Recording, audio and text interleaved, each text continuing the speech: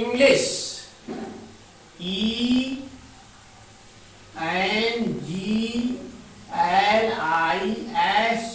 English. English में आज हमारा टॉपिक है present affirmative. Present affirmative, affirmative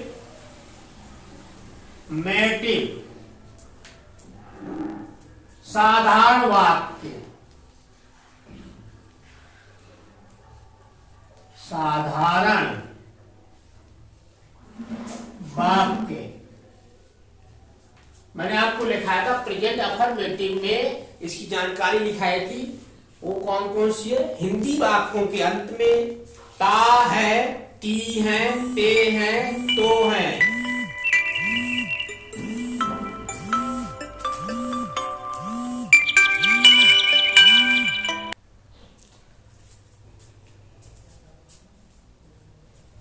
साधारण वाक्यों में एक वचनकर्ता,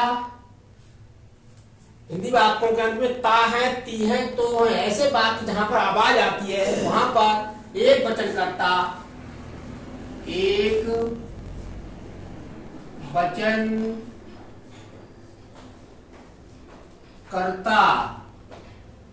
एक वचनकर्ता singular, singular noun, singular noun he, she,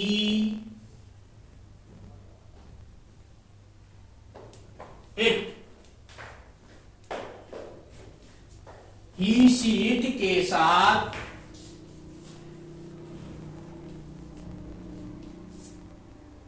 yes, yes का प्रयोग किया जाता है।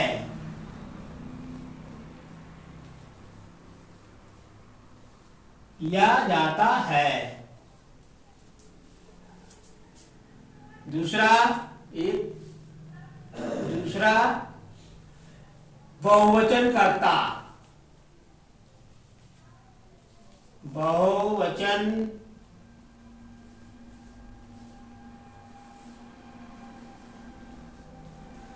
बहुवचनकर्ता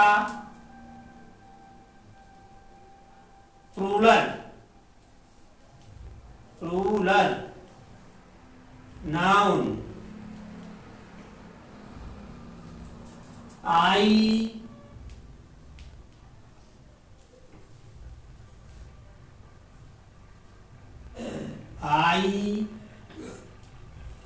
we, you,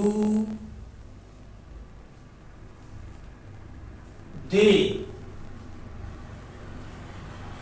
I, we, you, they के साथ आई, वी, यू, दे के साथ यस, यस का प्रयोग नहीं होता।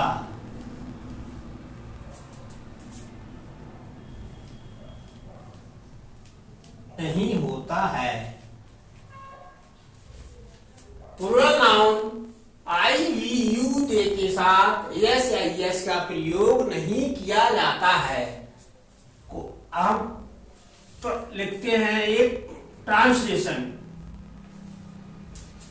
मान वह जाता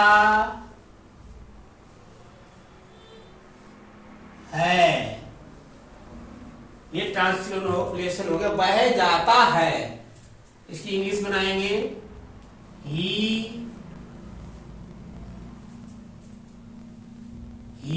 गोज, गो का गोज कर देंगे, ही गोएज, वह जाता है, इतना करेंगे।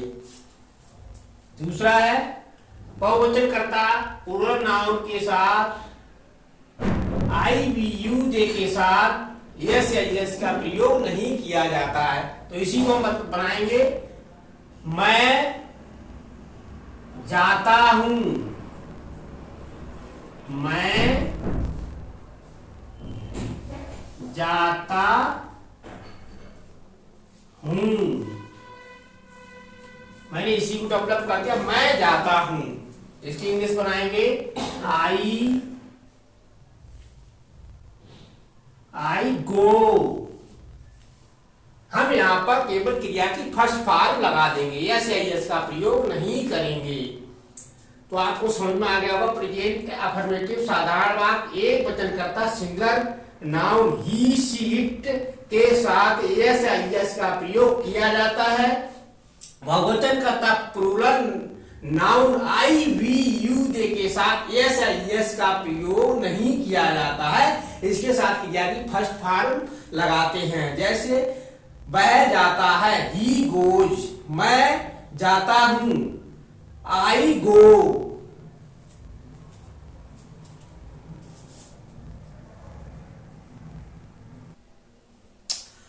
अब अफर्मेटिव में आपको ट्रांसलेशन बनाने का, जो हम वाक्य बनाते हैं उसके बनाने का एक रूल फॉलो करते हैं। उस रूल को हम कहीं पर भी क्रिया के हिसाब से फिट करके अपना ट्रांसलेशन बहुत आसानी से बना सकते हैं।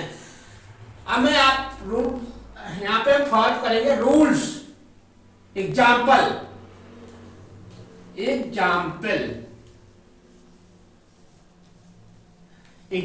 है, हिंदी में लिखते हैं कर्ता प्लस क्रिया, कर्ता क्रिया प्लस कर्म। सभी ट्रांसलेशन इनके ऊपर चलते हैं, कर्ता क्रिया कर्म। इन पे हम इस रूल को फॉलो करेंगे तो हम कठिन से कठिन ट्रांसलेशन को आसानी से पुटअप कर सकते हैं, आसानी से बना सकते हैं। तो इसको हम कोई वाक्य ले लेते हैं, या जैसे कर्ता को हम क्या बोलेंगे, subject, subject plus verb plus object. कर्ता क्रिया कर्म है, हिंदी में लिखा था, अंग्रेजी में लिख दिया subject plus verb plus object. इस फार्मूले को जैसे हम गणित में फार्मूला सवाल निकालने में पुटअप करते, ठीक उसी प्रकार से अंग्रेजी में भी हम ट्रांसलेशन या अनुवाद बनाने के लिए फार्मूले का प्रयोग अवश्य करना चाहिए। उस फार्मूले से हम कहीं पर भी ट्रांसलेशन को आसानी से बना सकते हैं। उसे हमें क्रिया को फिट करने में, हेल्पिंग वर्ब को फिट करने में, या सब्जेक्ट को फिट करने में, या वर्ब को फिट करने में कहीं पे भी दिक्कत नहीं आती, आसानी से हमारा ट्रांसलेशन बन जाता है। अब ये लिखा subject plus verb plus object, तो हम लिख लेते हैं यहाँ पे ट्रांसलेशन, वह स्कूल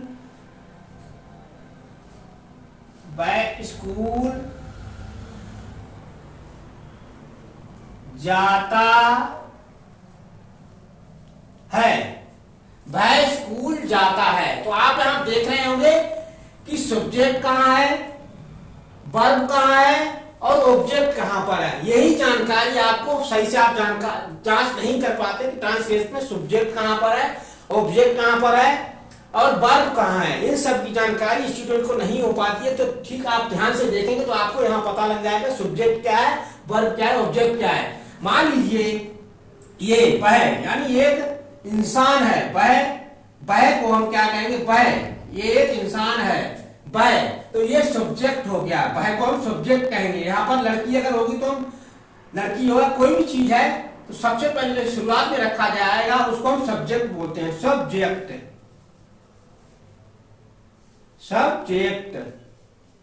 जो भी चीज शुरू में स्टार्ट, जिससे हम पुटअप करते हैं क्वेश्चन को, जहां शुरुआत होती है, जिसके ऊपर सभी आधारित होती है, वो सब्जेक्ट माना जाता है। और जो उसके प्रति काम करता है, स्कूल जैसे वो जाता है तो जाता है यानी वह स्कूल जाता है, कर्म कर रहा है यानी उसका कार्य क्या है, वर्ब मीन्स क्रिया, क्रिया क्या कर रहा है, जाता है। तो यहाँ पर हम वर्ब जाता को वर्ब बोलेंगे, यानी ये जाता है तो हम यहाँ इसको वर्ब बोल देंगे, वर्ब, वर्ब जाता है तो इसको हम वर्ब बोलेंगे, यानी वह स्कूल जाता है, वह जाता है, कर्म करता है, कार्य करता है, क्रिया कर रहा है, कहां जाने के लिए, स्कूल जाने के लिए।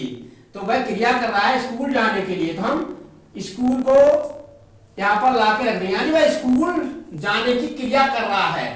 ऑब्जेक्ट प्लस ऑब्जेक्ट, यानी वह क्रिया कर रहा था, यहां से शुरू हुआ, वह स्कूल जाता है, तो हमने सब्जेक्ट को यहां रखा, यानी उसका एक कर्ता है, वह तो स्वयं काम कर रहा है, अब क्रिया कर रहा है, यानी अपने हाथ पैर चला रहा है, जाता है, पैरों से जा रहा है, साइकिल से जा रहा है, और कहां जा रहा है, स्कूल जा रहा है। तो ऑब्जेक्ट यानी उसका काम कहां पर है, यानी जहां पर काम का फिनिश होता है, जहां पर काम का एंड हो जाता है, उसको हम ऑब्जेक्ट बोल देते हैं। यानी जहां पर हमने कार्य किया, उस जगह को जहां पर हम खड़े हैं, जहां पर हम कार्य करें, उसको ऑब्जेक्ट बोलेंगे। यानी स्कूल में उसने काम किया, तो यहाँ ऑब्जेक्ट क्या हो गया, स्कूल हो गया, और वह सब्जेक्ट हो गया, यानी उसने शुरू हुआ, उसने काम किया, और जाता है, पैदल जा रहा है या दौड़ते हुए जा रहा है, चल रहा है, पैरों से जा रहा है, जाता है, तो यहाँ पर वर्ब हो गया, यानी उसने कार्य किया। तो हम इसकी अंग्रेजी बना देंगे, वह स्कूल जाता है, ही। मैंने बताया था single noun he see it के साथ एस एल एस का प्रयोग किया जाता है, जहां पर बेजान वस्तु हो वहां पर इट का प्रयोग किया जाता है, जहां पर कोई भी चीज जीवित है उसके लिए ही और सी का प्रयोग किया जाता है। तो ही गोज, अब यहां पे एस लगा देंगे, ईएस लगा देंगे, he goes to school, he goes to school, he goes to school, वह स्कूल जाता है, ही गोज टू स्कूल। ऐसे अगर हम दूसरा बनाएंगे, स्त्रीलिंग में कर देंगे, तो इसको हम कर देंगे शी गोएज टू स्कूल। अगर हम इसको स्त्रीलिंग में कर देंगे तो हम गोएज टू स्कूल कर देंगे।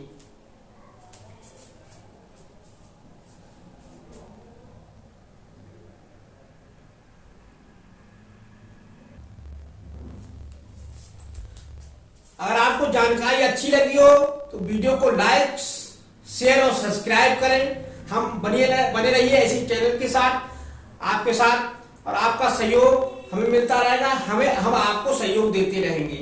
आप वीडियो को सब्सक्राइब करेंगे तो हम जो वीडियो अपलोड करेंगे वो सबसे पहले आपके पास पहुंचेगा। आज के लिए जय हिंद, जय भारत।